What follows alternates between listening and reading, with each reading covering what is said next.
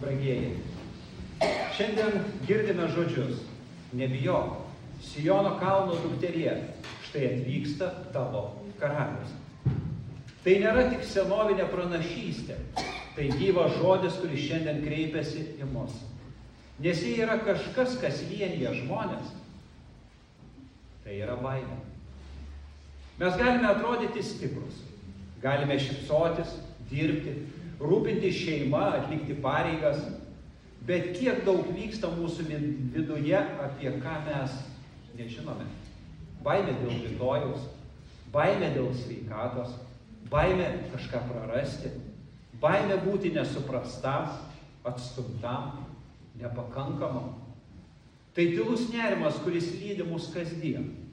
Jis pasirodo vakare, kai viskas nutyla, jis grįžta ryte, kai galvoje jau sukasi rūpesčiai. Ir tada mes bandome su tuo tvarkytis. Vieni stengiasi viską sukontroliuoti, kiti nuolat užsiimti, kad nereikėtų galvoti. Dar kiti ieško paguodos dalykuose, kurie tik trumpam nutildo širdį. Bet baimė niekur nedingsta.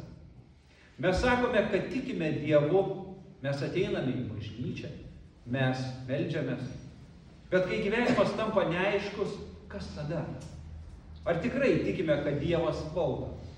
Ar tikrai pasitikime, kad Jis yra geras? Ar tikrai tikime, kad Jis yra šalia? Dažnai mūsų jausmai sako visai ką kita. Mes pradedame remtis savimi. Mes bandome patys išspręsti tai, ko negalime kontroliuoti. Mes nerimaujame taip, tarsi viskas priklausytų tik nuo mūsų. Ir tai atskleidžia gilesnę tiesą. Mūsų tikėjimas dažnai yra tik paviršutinis. Šiandien Evangelijoje matome minią, kuri pasitinka Jėzų su džiaugsmu. Jie šaukia Osana, jie kloja palmių šakas, jie švenčia, bet jie nesupranta. Jie mato Jėzuje tai, ką nori matyti – karalių. Jie tikisi nenugalimo karalius, kuris išspręs jų problemas, suteiks saugumą, grąžins pasididžiavimą Izraeliui, atkurs tvarką pagal jų lūkesčius. Jie nori Dievo, bet tokio, kuris atitiktų jų planus. Ar tai ne mes? Mes irgi sakome, Viešpatie, padėk, bet tyliai priduriame, taip kaip aš manau, kad reikia. Mes norime Dievo pagal savo scenarijų. Ir kai jis veikia kitaip, atsiranda nerimas, nusivylimas, kartais net pyktis. Baimė dažnai yra ne tik jausmas. Ji yra ženklas, kad mūsų širdis nepasitikė. Mes bijome, nes norime kontroliuoti. Mes nerimaujame, nes negalime visko numatyti. Mes nesaugus, nes laikomės dalykų, kurie nėra amžini. Ir giliai viduje dar viena baimė, apie kurią retai galvojame. Baimė dėl mūsų santykio su Dievu. Baimė dėl kaltės, baimė dėl mirties. Kas jei aš nepakankamas? Kas jei Dievas mane teis? Kas jei viskas baigsis? Ši baimė yra pati giliausia ir tokia žmogiška, kurios mūsų pastangos neišsprendžia. Ir štai į šią realybę įsiveržia Dievo žodis. Nebijok, tavo karalius ateina. Atkreipkime dėmesį, Dievas nesako, nebijok, nes viskas bus lengvai, paprastai. Jis nesako, nebijok, nes tu stiprus. Jis sako, nebijok, nes tavo karalius ateina. Tai reiškia, tavo viltis nėra tavo stiprybė. Ji nėra aplinkybėse. Ji yra asmenyje, Kristuje. O koks yra šis karalius? Jėzus įžengė į Jeruzalę ne kaip galingas valdovas, bet kaip nuolankus gelbėtojas. Jis joja ant asilaičio, ne ant balto žirgo. Tai ženklas, kuris keičia viską. Tai ne karo karalius.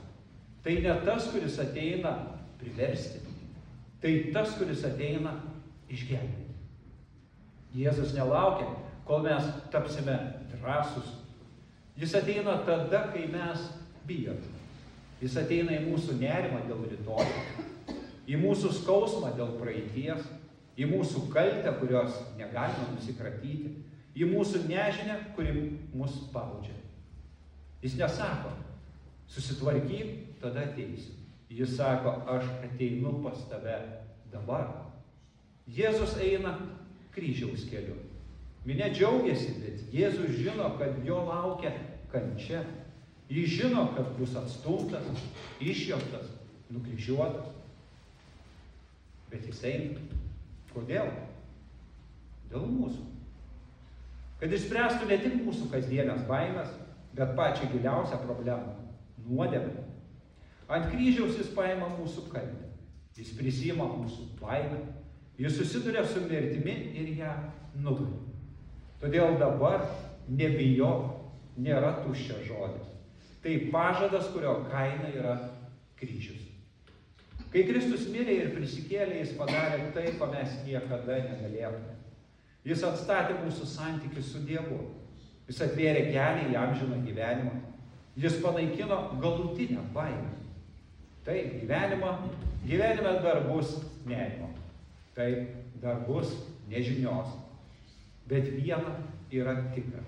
Mes esame saugus Kristuje. Ne todėl, kad viskas aišku, bet todėl, kad jis yra su mumis. Ką tai reiškia praktiškai? Tai nereiškia, kad tikintis žmogus niekada nebijos. Bet tai reiškia, kad baimė nebevaldo. Kai bijome, mes galime melstis. Kai nerimaujame, mes galime atsiremti į Dievo pažadą. Kai nežinome, mes galime pasitikėti. Mes nebesame vieni su savo baimėmis. Kristus yra su mumis. Ir net jei mūsų širdis dreba, jo pažadas lieka tvirtas. Galbūt šiandien mes atėjome su savo rūpesčiais. Galbūt mūsų širdėje yra klausimų, į kuriuos neturime atsakymų. Ir Dievo žodis mums šiandien sako, nebijok. Ne todėl, kad tu viską supranti. Ne todėl, kad viskas lengva. Bet todėl, kad tavo karalius ateina. Jis jau atėjo. Jis ateina per savo žodį. Jis ateina į tavo gyvenimą. Ir jis ateina nesmerkti, bet gelbėti. Mylimieji, Palmių sekmadienis nėra tik džiaugsminga šventė. Tai kvietimas pasitikėti. Pasitikėti ne savimi, ne savo jėgomis, bet Kristumi. Kai širdyje kyla baimė, prisiminkime. Mūsų karalius jau atėjo. Kai ateina nerimas, prisiminkime, jis yra su mumis. Kai nežinome, kas bus, prisiminkime. Kristus yra mūsų ateitis. Todėl išgirskime šį žodį ne ausimis, o širdimi.